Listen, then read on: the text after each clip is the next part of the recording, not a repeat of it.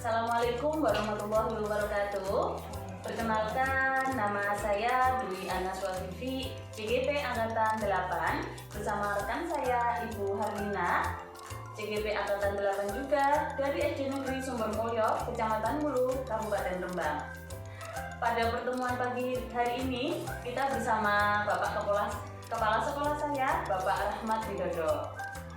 Baik, untuk memenuhi tugas demonstrasi kontekstual modul 3.1 mengenai dilema etika dalam pengambilan keputusan berdasarkan nilai-nilai kebajikan, pada pagi hari ini kita akan melaksanakan wawancara kepada Bapak Kepala Sekolah, Bapak Rahmat Widodo. Oke, Bapak, saya mohon waktunya sebentar untuk melakukan wawancara bersama saya dan Ibu Harlina. Silakan ya. Sebelumnya Bapak Rahmat Widodo, bagaimana kabarnya pagi ini? Alhamdulillah. Alhamdulillah sehat ya Bapak. Alhamdulillah. Dalam kondisi sehat, sejahtera, tidak kurang suatu apapun juga. Oke.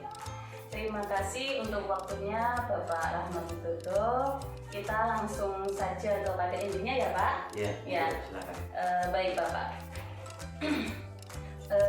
Selama ini bagaimana Bapak dapat mengidentifikasi kasus-kasus yang merupakan dilema etika atau rujukan moral? Terima kasih. Sebelum saya menjawab, saya ingin memberikan motivasi kepada jenengan, Bu Vivi dan Bu Rina dalam melaksanakan tugas-tugas dari calon guru penggerak. Semangat ya, tetap semangat dan selalu optimis mengerjakan semua tugas tepat waktu dan dengan sebaik-baiknya. Itu saran dan dorongan dari saya untuk kepala sekolah. Sehubungan dengan pertanyaan tadi mengenai bagaimana saya mengidentifikasi dari kasus-kasus, misalnya kasus dilema etika dan kasus rujukan moral ya. Pertama-tama tentu saya akan melihat latar belakang daripada kedua kasus tersebut. Kemudian saya melihat apa saja yang berpotensi untuk menimbulkan dilema tadi, ya, dilema etika dan rujukan moral. Kedua kasus itu yang melatar belakanginya apa, ya, saya selidiki, saya amati, ya, kemudian saya identifikasi, kemudian juga saya analisa, ya, hal-hal atau faktor-faktor apa yang memicu timbulnya dua kasus tersebut. Kemudian dari hasil analisa tadi, kemudian saya membuat suatu pertimbangan. Jika memang kasus tersebut muncul berkaitan dengan adanya faktor-faktor etika, maka akan saya klasifikasikan sebagai kasus dilema etika. Adapun apabila dalam kasus tersebut membutuhkan satu pemikiran yang lebih dahulu untuk diselesaikan karena mungkin lebih urgent, ya, mendesak atau harus secepatnya kita selesaikan, ada prioritas seperti itu ya, maka itu menurut saya itu bisa saya klasifikasikan sebagai kasus rujukan moral. Adapun untuk kedua kasus ini tadi tetap semua kita selesaikan ya, dengan penuh pencermatan, penuh pertimbangan, jangan sampai ada yang dirugikan ya. Semua adalah untuk kebaikan dan menjadi satu pembelajaran bersama bagaimana kita menyelesaikan satu permasalahan secara proporsional. Demikian jawaban dari saya. Terima kasih Bapak. Bapak, selanjutnya. Yang kedua ya. Yang selanjutnya ya. Nah, selama ini bagaimana Bapak menjalankan pengambilan keputusan di sekolah, terutama untuk kasus-kasus di mana ada dua kepentingan yang sama-sama benar atau sama-sama mengandung nilai kebajikan? Ya, terima kasih. Saya selaku kepala sekolah dalam mengambil suatu keputusan tentu saja mempertimbangkan banyak hal. Apabila dalam suatu hal saya harus mengambil suatu keputusan, tentu keputusan saya tadi jangan sampai ada pihak-pihak yang dirugikan. sehingga keputusan yang diambil adalah keputusan yang adil, berimbang, dan proporsional. Adapun apabila ada suatu keputusan yang karena ada 2 hal atau 3 hal yang sama-sama benar, berarti saya harus mengambil di antara mana yang benar tadi, mana yang harus saya pertimbangkan untuk diselesaikan terlebih dahulu atau diambil keputusan terlebih dahulu dengan mempertimbangkan beberapa faktor, beberapa hal, ya. Salah satunya ya urgensinya, ya. Ini untuk perlu segera diambil keputusan. Adapun yang lain mungkin berikutnya yang tidak harus bersamaan, ya, itu maka saya beberapa hal perlu saya pertimbangkan dan perlu saya pikirkan secara mendalam. Meskipun sama-sama benar, saya tidak gegabah, tetap harus melakukan pertimbangan, pemikiran secara mendalam. Demikian, Pak. Kemudian untuk jika sama-sama benar tadi mempertimbangkan mengandung unsur kebajikan, jadi sama-sama benar kemudian mengandung unsur kebajikan, maka saya tentu akan kembali mempertimbangkan dari yang mengandung unsur kebajikan tadi. Tentu saya akan memprioritaskan yang mengandung nilai kebajikan. Misalnya sama-sama benar, sama-sama mengandung kebajikan, maka saya memprioritaskan yang mengandung nilai kebajikan. Karena nilai kebajikan ini tentu akan bisa diterima oleh semua pihak, ya. Tidak ada yang merasa dirugikan, tidak ada yang merasa terintimidasi dan sebagainya. Bisa diterima dengan legowo, dengan penuh ikhlas, dan insya Allah nanti keputusan yang saya ambil tadi karena mengandung nilai kebajikan, insya Allah semua unsur di sekolah mendukung semua, sepakat, setuju, dan mendukung atau melaksanakannya dengan penuh keikhlasan. Insya Allah demikian, Pak. Baik, Pak. Kemudian langkah-langkah atau prosedur seperti apa nih, Pak, yang biasa panjenengan lakukan selama ini? Oh ya, terima kasih. Langkah-langkah atau prosedur yang saya tempuh selama ini adalah yang pertama adalah identifikasi permasalahan. Jadi setiap ada permasalahan muncul, itu saya identifikasi dulu. Mungkin mencari penyebabnya atau faktor-faktor yang menjadi timbulnya permasalahan itu apa, latar belakangnya apa, dan sebagainya. Kemudian saya analisa, kemudian saya melakukan pemikiran yang sangat mendalam, kemudian kira-kira mencari solusinya nanti juga bagaimana. Kemudian saya membuat satu skala prioritas. Misalnya ada permasalahan yang mungkin muncul bersamaan, ada 3 kasus misalnya, atau 3 permasalahan yang berbarengan harus diselesaikan, maka saya akan membuat suatu skala prioritas dengan mempertimbangkan satu dan lain hal, mana yang urgent, mana yang harus didahulukan, baik dan buruknya, positif negatifnya, untung ruginya, dan sebagainya, seperti itu. Nah, kemudian apabila dalam langkah saya tadi kok saya menemukan satu kebimbangan, keraguan dalam pengambilan suatu keputusan untuk penyelesaian permasalahan tadi, maka saya tentu tidak berberdiri sendiri. Saya tentu membutuhkan dewan guru dan komite untuk bertemu, kemudian saling membahas bersama, cari solusi bersama, bagaimana solusi yang terbaik untuk penyelesaian beberapa kasus yang muncul, ya. Jadi penyelesaian tadi tidak mutlak harus dari saya. Seandainya saya muncul rasa keraguan manusiawi, secara manusiawi, ya, saya kok ada rasa keraguan, saya tidak segan-segan untuk mengajak seluruh dewan guru untuk mengadakan rapat dewan guru, kemudian saya utarakan ada permasalahan seperti itu tadi, ya.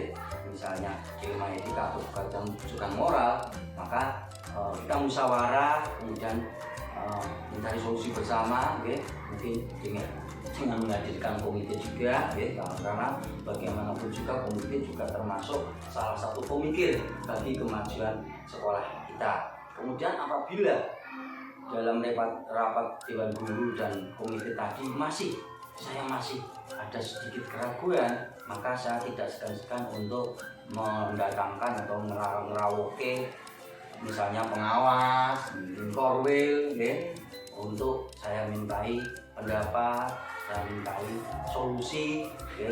Karena apa?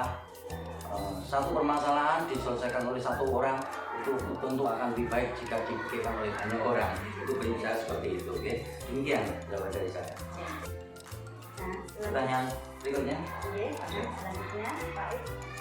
Kemudian hal-hal apa saja yang selama ini Bapak anggap efektif dalam pengambilan keputusan pada kasus-kasus kriminal digital? Oh iya, terima kasih. Menurut saya hal yang efektif dalam pengambilan keputusan yang ada hubungannya dengan dilema etika itu yang pertama adalah analisa. Saya menganalisa identifikasi dari permasalahan tersebut. Kemudian saya mempertimbangkan hal-hal positif negatif, ada pertimbangan tertentu. Kemudian membuat suatu skala prioritas ini perlu disesuaikan segera atau tidak. Kemudian saya dalam penyelesaian tadi nanti menimbulkan pro dan kontra atau tidak, hal yang merugikan pihak lain atau tidak, itu pertimbangan seperti itu yang saya anggap efektif. Selanjutnya dalam penyelesaian kasus dilema etika tadi, saya tentu yang sebagai yang dituakan itu menjadi yang utama, tetapi saya tidak meremehkan peran dari guru-guru, sehingga dalam suatu keputusan saya, jika mana saya pandang perlu, maka saya akan mengajak atau menunjuk beberapa guru yang saya pandang sudah matang secara pemikiran, kemudian sudah dewasa dalam kebijaksanaan, dan juga netral dalam membantu saya mengambil suatu keputusan. Dia tidak berpihak manapun, tapi dia netral, sehingga nanti keputusan yang saya ambil itu keputusan yang adil, keputusan yang tidak berpihak pada salah satu pihak, kemudian keputusan yang proporsional, bisa imbang, adil, bisa diterima oleh semua pihak dengan legowo.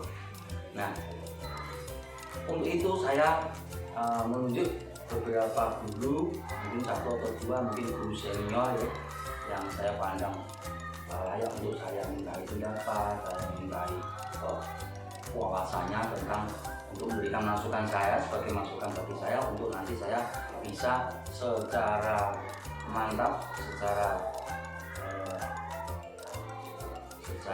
optimis untuk mengambil suatu keputusan yang berhubungan dengan dilema etika. Demikian.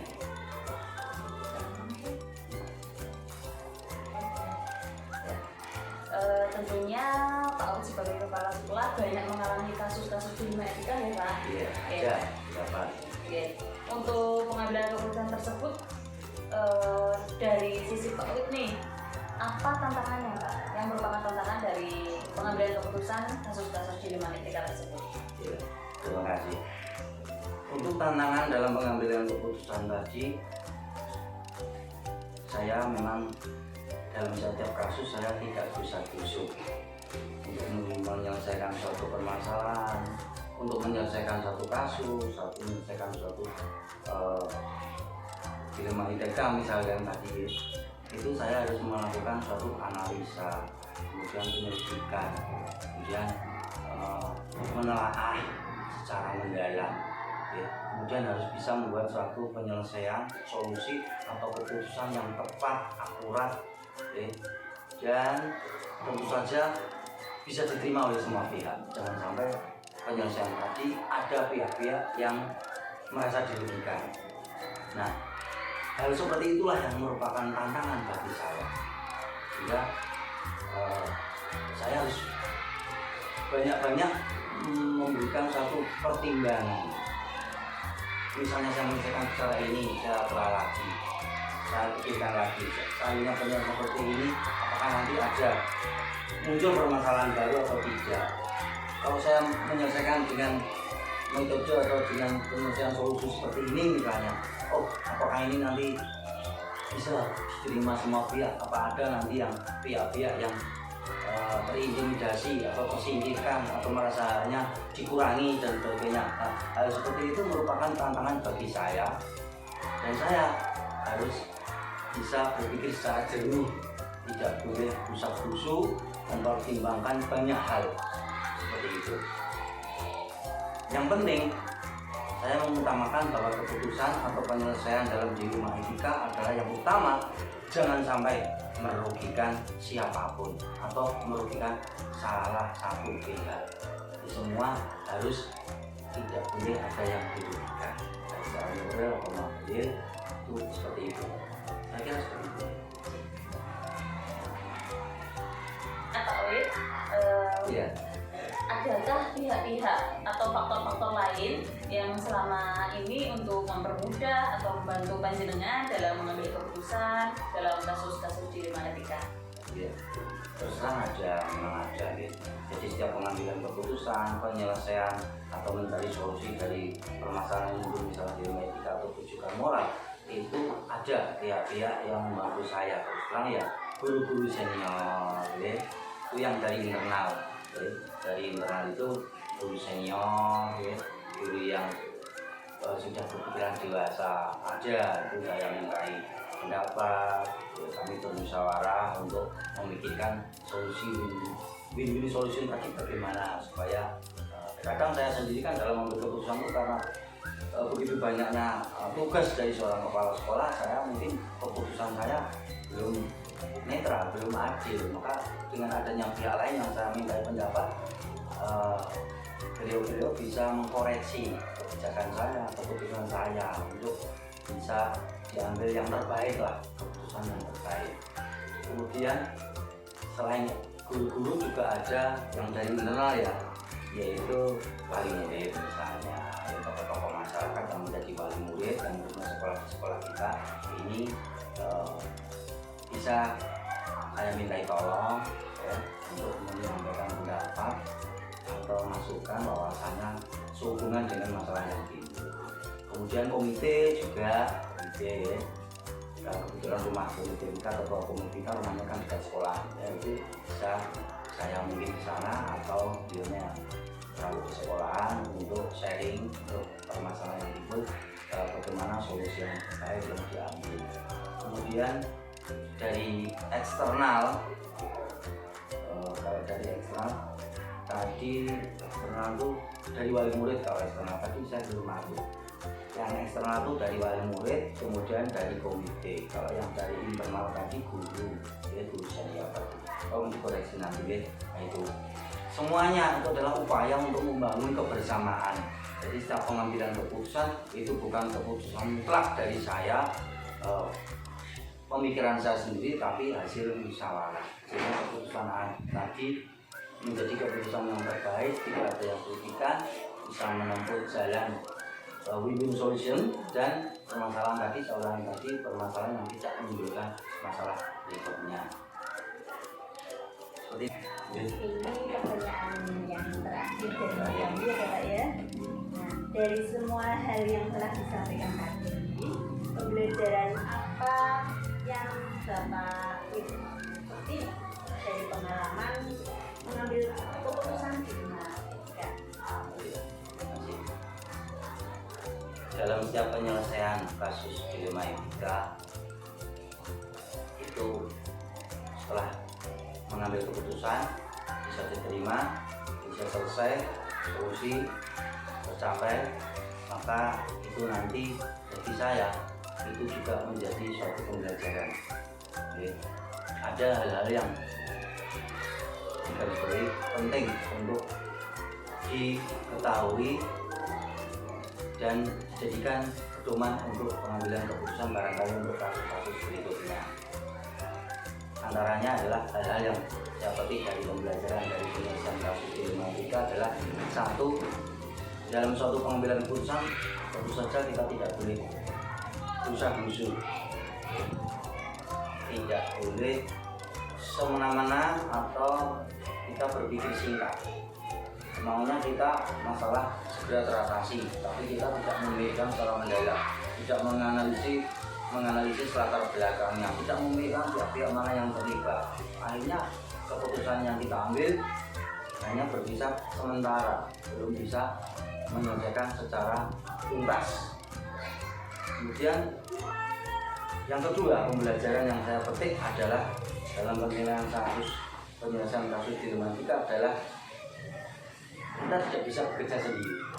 Kita perlu berkolaborasi bersama dengan pihak lain, misalnya dari internal, dari guru-guru senior, guru-guru yang netral, guru-guru yang sudah matang dalam pemikiran, kemudian yang dari eksternal, wali murid, tokoh masyarakat yang menurutnya sekolah di sekolah kita, atau mungkin komite, pengawas, dan polri. Itu semua merupakan pihak-pihak yang bisa kita mintai pendapat, wawasan tentang bagaimana membantu kita mencari penyelesaian atau solusi dari permasalahan yang muncul atau kasus yang muncul sehubungan dengan dinamika. Dan yang kedua adalah pembelajarannya dari yang saya petik adalah perlunya saling membuka diri, saling menerima pendapat orang lain. Kemudian kita juga harus pandai menganalisa satu permasalahan secara mendalam, secara cermat. Kemudian kita juga perlu bersikap adil dalam pengambilan keputusan, tidak ditunggangi oleh kepentingan pribadi, tidak ditunggangi oleh kepentingan tertentu untuk keuntungan semata. Tapi kita harus secara proporsional, secara adil, jangan sampai ada yang dirugikan. Itu saja yang perlu saya sampaikan. Sekarang Pak Wid, waktunya Pak Wid membagikan sedikit pengalaman untuk kita calon guru penggerak Bapak.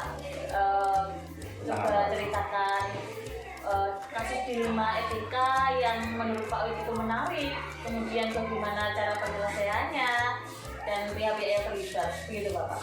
Oh ya, ini saya ambil contoh kasus yang real ya. Kemarin itu kan ada kasus kelas 5 ya. Ada beberapa siswa yang tidak mengerjakan PR. Kemudian gurunya memberikan sanksi hukuman ya, memarahi kepada siswa yang tidak mengerjakan PR. Kemudian beberapa hari kemudian datanglah ke sekolah kita wali murid dari orang tua siswa yang tidak mengerjakan PR tadi. Ternyata orang tuanya tidak terima. Yang datang perempuan, ibu tidak terima anaknya diberi hukuman oleh gurunya. Dia menganggap gurunya itu arogan ya.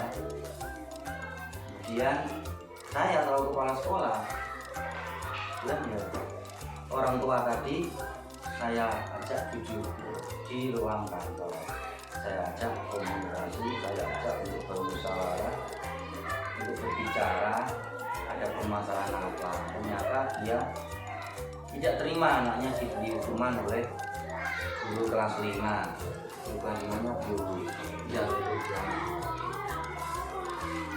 tidak terimanya karena anaknya tadi katanya di bentak-bentak, kemudian dimarahi, kemudian dihukum, disuruh berdiri di depan kelas. Seperti itu, dia merasa malu atau gimana, intinya tidak menerimakan tindakan dari guru tersebut.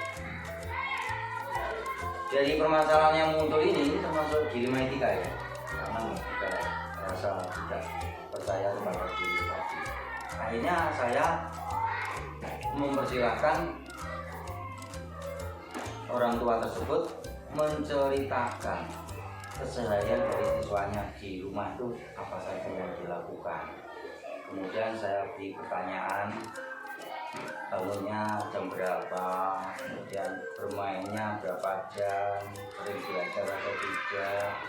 Kemudian saya tanyakan mengapa tidak mengerjakan PR. Ternyata jawabannya adalah tidak mengerjakan PR karena tidak punya waktu. Kenapa tidak punya waktu? Katanya kalau sore itu anaknya itu bermain-main di lapangan, sepak bola, bermain voli, pulangnya sore sehingga badannya sudah capek, tidak sempat mengerjakan PR. Kemudian saya juga mendatangi guru kelas 5 waktu itu saya datangi guru kelas 5, saya tanyakan masalah yang terjadi tadi, kenapa siswa A, B, C dihukum karena tidak mengerjakan PR. Kemudian saya bertanya, apakah itu dilakukan baru kali ini atau sudah berkali-kali? Jawaban dari guru kelas 5, siswa itu sudah ditandai sudah berkali-kali tidak mengerjakan PR sehingga gurunya sampai hafal. Ternyata memang anak itu termasuk bandel dan tidak pernah mengerjakan PR. Sudah diberi nasihat, sudah diberi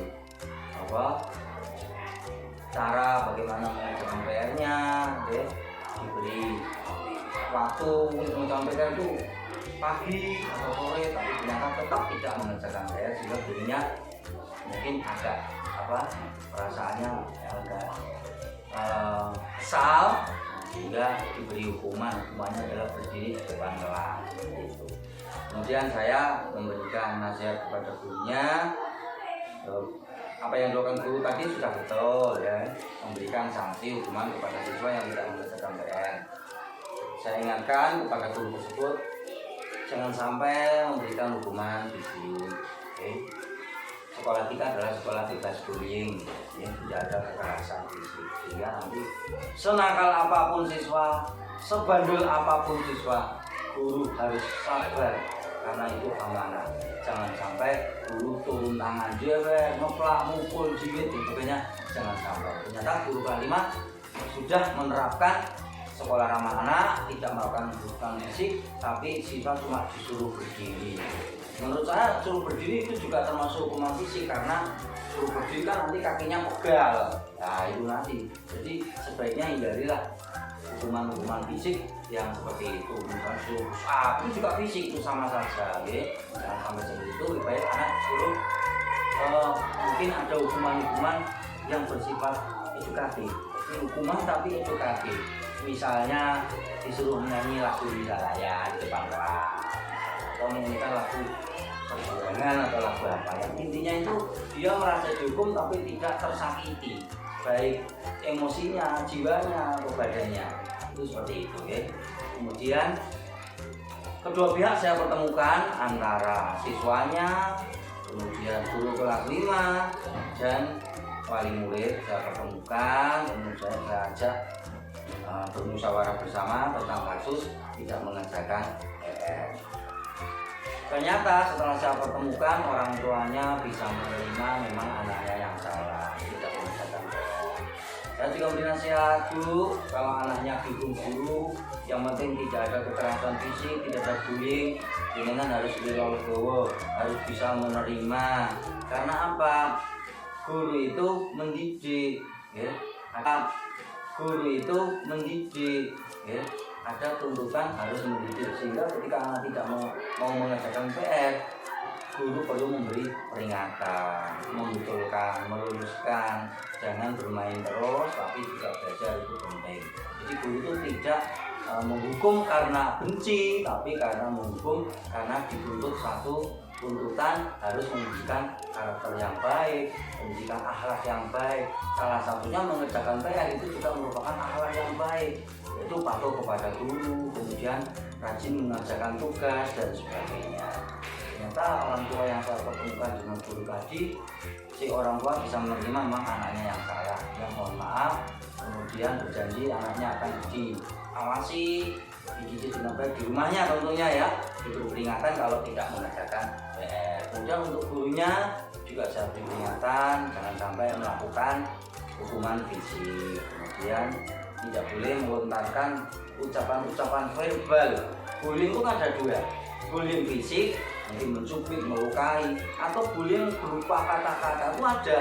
Bullying mengatakan bodoh, kamu goblok dan sebagainya itu tidak boleh. Itu termasuk bullying juga, tapi berupa verbal atau ucapan itu kita hindari.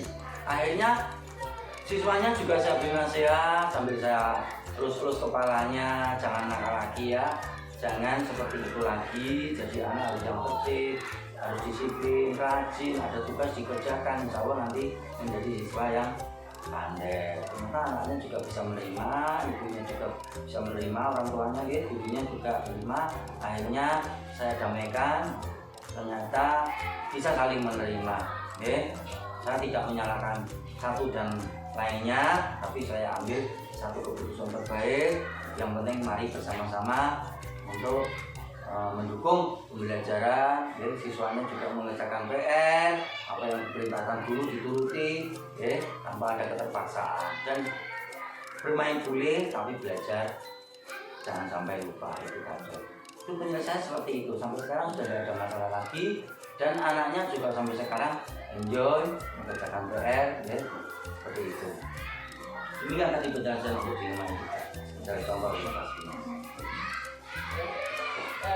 Berikut adalah pengalaman atau kasus dilema SDK yang luar biasa menginspirasi kami dalam rangka penyelesaian masalah, tentunya menggunakan nilai kebajikan. Sudah diceritakan oleh Pak Wid secara mendetail, baik dari kasusnya kemudian penyelesaiannya. Baik, demikian selesai percakapan antara kami calon guru penggerak bersama Bapak Kepala Sekolah kami, Bapak Muhammad Widodo. Terima kasih atas waktunya Bapak. Kemudian kami akhiri. Wassalamualaikum warahmatullahi wabarakatuh. Salam bergerak, menggerakkan. Sukses. Assalamualaikum warahmatullahi wabarakatuh. Waalaikumsalam warahmatullahi wabarakatuh. Perkenalkan, saya Dwi Anas Wafifi, CGP Angkatan 8, beserta rekan saya Ibu Harlina, CGP Angkatan 8 dari SD Negeri Sumbermulyo, Kecamatan Bulu, Kabupaten Rembang. Pada sesi pagi ini, kami bersama Ibu Kepala Sekolah SD Negeri Karangasem 2, Ibu Wahyuni Rahmadianti. Baik Ibu, sebelum kita melakukan wawancara, bagaimana kabarnya Ibu? Alhamdulillah, kabar saya baik. Ya, terima kasih atas waktunya. Untuk beberapa waktu ke depan, saya beserta Ibu Harlina akan melakukan wawancara kepada Ibu mengenai dilema etika tentang pengambilan keputusan berdasarkan nilai-nilai kebajikan. Terima kasih waktunya ya Bu. Ya, bisa kita mulai sekarang Bu? Iya. Baik. Langsung saja kepada intinya ya Bu. Untuk pertanyaan pertama, selama ini panjenengan sebagai kepala sekolah, bagaimana Ibu Wahyuni ini dapat mengidentifikasi kasus-kasus yang merupakan dilema etika atau kunjungan orang? Setelah kita mengambil keputusan, kita harus menemui pihak yang terkait, mencari informasi yang terkait, dan mengumpulkan semua yang berkaitan, baik itu dengan sejawat, wali murid, komite, semuanya kita harus ajak berdiskusi untuk mencari penyelesaian yang paling baik, tentunya yang memberikan manfaat untuk siswa, dan harus segera mungkin dilaksanakan, jangan ditunda-tunda. Terima kasih. Baik, dari banyaknya pertanyaan kita kepada Ibu Yuni, mengakhiri sesi tanya jawab mengenai pengambilan keputusan dalam rangka kasus-kasus dilema etika berdasarkan nilai-nilai kebajikan. Selanjutnya Bu Yuni, kami selaku CGP atau calon guru penggerak ingin istilahnya dibagikan cerita sedikit Bu dari pengalaman panjenengan sebagai kepala sekolah. Tentunya banyak kasus-kasus atau dilema etika yang sudah panjenengan alami. Coba Bu ceritakan satu kasus saja dan bagaimana penyelesaiannya Bu. Terima kasih Ibu Vivi dan Ibu Lina. Saya juga berterima kasih telah diberikan waktu dan kesempatan sehingga saya bisa bertemu dengan panjenengan semua yang luar biasa sekali, masih muda, hebat, dan benar-benar saya ingin seperti panjenengan saya, energik, luar biasa, dan tentunya pintar sekali. Di sini saya sebagai kepala sekolah yang mungkin baru sebentar ya, dengan sekitar 1 tahun lebih sedikit, tentunya masih minim sekali pengalaman yang saya alami baik di sekolah maupun di masyarakat maupun di luar lingkungan sekolah, dan hal itu saya gunakan untuk pembelajaran pembelajaran kaitannya dengan diri saya, bahwa kita sebagai manusia, sebagai pendidik harus selalu belajar dari yang kemarin seperti apa kita perbaiki untuk kedepannya. Tidak usah terlalu jauh memikirkan pengen seperti dia, pengen seperti mereka, jangan. Tapi kita pengen lebih baik dari yang kemarin, kita yang kemarin seperti apa harus lebih baik dari yang kemarin. Tentunya dengan waktu yang semakin kesini, dengan kita berubah menjadi lebih baik, pasti hasilnya akan lebih baik. Terima kasih atas waktunya Ibu Yuni sudah berkenan dicecar banyak pertanyaan dari kita, kemudian dari pengalaman panjenengan sudah panjenengan ceritakan kepada kami, itu sangat menginspirasi dan membuat wawasan kita semakin bertambah gitu. Dari saya, kemudian Ibu Herlina dan Ibu Wahyuni Rahmadianti, kami akhiri sesi percakapan pada pagi ini. Wassalamualaikum warahmatullahi wabarakatuh. Nah, ini saya mengidentifikasi kasus-kasus yang ada di sekolah dengan cara tadi solusi pilihan yang ada. Apakah solusi pilihan dari satu sisi itu baik, dari sisi yang lain itu benar. Jika sama-sama benar, dari pilihan satu benar, pilihan dua benar, itu termasuk dirinya ada. Sedangkan bukan moral itu suatu kasus atau permasalahan yang di antara dua pilihan solusinya itu ada yang benar dan ada yang salah. Dan Ibu, terima kasih. Selanjutnya, Ya, Bu Yuni ya, selama ini bagaimana Bu Yuni menjalankan pengambilan keputusan di sekolah Bu Yuni, terutama untuk kasus-kasus di mana ada dua kepentingan yang sama benar, ya sama-sama benar, sama-sama mengandung nilai kebaikan. Selama ini dalam menyelesaikan permasalahan yang ada di sekolah saya, yaitu saya mengidentifikasi dulu permasalahannya itu apa. Saya menemui pihak-pihak yang terkait dengan permasalahan itu, terus mencari data-data yang relevan. Setelah saya menemukan fakta atau data yang relevan, saya mengumpulkan semua stakeholder sekolah, baik itu rekan sejawat, baik itu komite sekolah atau wali murid. Saya ajak berdiskusi dan bersama-sama untuk membahas permasalahan tadi sehingga ditemukan solusi yang paling baik. kemudian dengan adanya banyak kasus-kasus di lingkungan kita itu tadi Bu ya, tentunya ada langkah-langkah atau prosedur yang bisa panjenengan lakukan selama ini. Langkah-langkah yang saya lakukan, pertama saya memahami permasalahan itu. Saya pahami, saya menemui pihak-pihak yang berkaitan. Setelah saya mendapatkan informasi dari permasalahan itu dan pihak-pihak yang berkaitan, saya berkomunikasi dengan semua warga sekolah, baik itu rekan sejawat, komite maupun wali murid, dan saya menganalisis mana manfaat yang paling baik, mana mudarat yang paling sedikit dihasilkan dari dua pilihan solusi permasalahan tersebut. Yang paling banyak memberikan manfaat untuk siswa, ya akan saya pilih solusi tersebut. Ya. Selanjutnya ya Bu Yuni, kemudian hal-hal apa yang selama ini Bu Yuni anggap efektif dalam pengambilan keputusan pada kasus-kasus di lingkungan sekolah? Hal-hal yang paling saya anggap efektif dalam menyelesaikan kasus-kasus di lingkungan ini ya tadi solusi bersama, solusi yang dihasilkan dari kesepakatan bersama. Kalau saya sendiri yang memutuskan, biasanya itu dari sudut pandang saya saja. Tapi kalau saya berdiskusi bersama-sama, bermusyawarah dengan semua pihak sekolah, stakeholder sekolah, pasti solusi yang dihasilkan itu hasil musyawarah dan kesepakatan bersama, tentunya manfaatnya lebih banyak ke siswa. Ini untuk kasus-kasus di lingkungan integral tentunya kan sangat rumit ya, karena itu membutuhkan pemikiran apalagi panjenengan sebagai kepala sekolah. Yang Bu Yuni rasakan ini Bu, apa tantangannya mengenai pengambilan keputusan itu?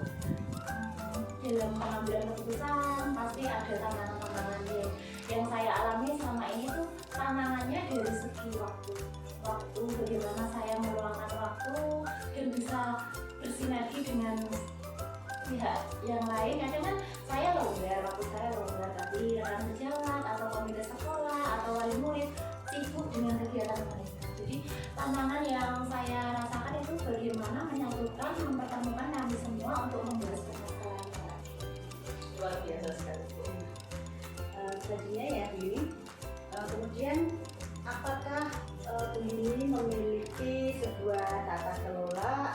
jadwal tertentu dalam sebuah penyelesaian kasus dilema etika tersebut, apakah langsung menyelesaikan di tempat atau memiliki sebuah jadwal untuk menyelesaikannya, bentuk atau prosedur seperti apakah yang dijalankan oleh ini? Dalam menyelesaikan kasus dilema etika tersebut, yaitu saya tidak membuat jadwal karena seperti itu kan spontanitas dan tidak mungkin saya buat jadwal 2 hari, 3 hari, tidak bisa seperti itu. Ya, yang saya lakukan setiap ada permasalahan langsung saya cari faktanya, datanya, saya bertemu pihak yang terkait. Setelah itu saya mengumpulkan semua stakeholder sekolah untuk membahas bersama-sama bagaimana solusi yang paling baik, yang paling banyak bermanfaat untuk siswa, dan tentunya harus segera itu karena untuk antisipasi yang namanya masalah besok pasti akan datang lagi dan kalau nggak segera diselesaikan akan menumpuk ya. Nih, dalam kasus-kasus dilema etika itu, Bu Yuni, itu apakah ada pihak-pihak atau faktor-faktor lain yang bisa membantu ketika Bu Yuni atau mempermudah panjenengan ketika mengambil keputusan? Banyak sekali membantu saya. Kalau dari saya sendiri mungkin dengan pengalaman saya yang ini, usia saya yang mungkin belum dewasa ya, saya mengambil keputusan mungkin lebih condong ke sudut pandang saya, tapi dengan cara bermusyawarah, mencari pengalaman, mencari informasi dari teman-teman kepala sekolah yang lebih banyak pengalamannya, itu bisa memberikan solusi yang terbaik. Dan mereka sangat membantu akan sejawat, komite sekolah, wali kelas, wali murid, dan juga teman-teman kepala sekolah yang lain yang pengalamannya lebih banyak, lebih tahu lah kalau dulu kenal semua kasus-kasus di sekolah dari pertanyaan yang terakhir ya Bu Yuni ya. Nah, dari semua hal yang telah disampaikan tadi ya, pembelajaran apa yang dapat Bu Yuni petik dari pengalaman Bu Yuni sendiri mengambil keputusan dilema tadi? pengalaman yang saya dapatkan dari perkembangan kita hari ini ya Bu, bahwa di setiap tempat, di sekolah dimanapun pasti ada permasalahan, dan permasalahan itu bisa wujud dilema etika ataupun kesulitan. Tapi kita sebagai pemimpin harus bisa menyikapinya dengan baik dengan cara tadi sebelum mengambil keputusan.